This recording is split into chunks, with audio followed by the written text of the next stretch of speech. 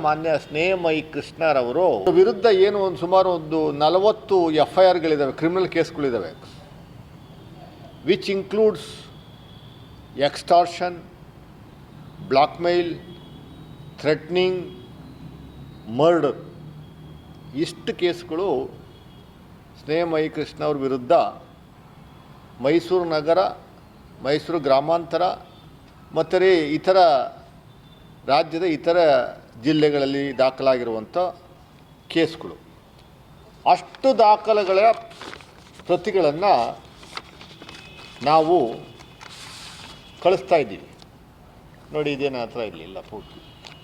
V are going to send it to ED because ಇದು ಏನಾದರೂ ಉಲ್ಲಂಘನೆ ಮಾಡಿ ಸತ್ಯವನ್ನು ಮರೆಮಾಚಿದ್ರೆ ಅಲ್ಲಿ ಇನ್ನೊಂದು ಕ್ಲಾಸ್ ಇದೆ, without prejudice to the provisions of any other law for the time being in force, if you fail to attend to give evidence or produce books of account or other documents as mentioned in the schedule at the place and time as specified in the said summon, you shall be liable to penal proceedings under the Prevention of Money Laundering Act 2002.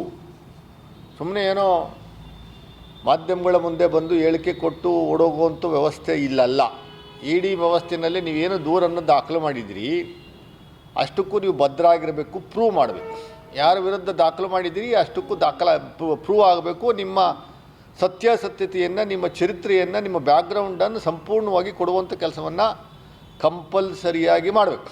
ಇಲ್ಲ ಅಂದರೆ ಇವರು ಕೊಟ್ಟಂಥ ಕಂಪ್ಲೇಂಟೇ ಇವರಿಗೆ ಉಲ್ಟಾ ಆಗುತ್ತೆ, ಉರುಳಾಗುತ್ತೆ. ಈ may be even arrested in case if he fails to prove without evidences and proofs. ಅದು ಕೊಟ್ಟಿಲ್ಲ ಅಂದರೂ ಕೊಡಬೇಕೀಗ, ಕೊಡದಿದ್ರೆ ನಾವು ಕೊಡ್ತೀವಿ. ಇದು ರೈಟ್ ನ್ಯೂಸ್.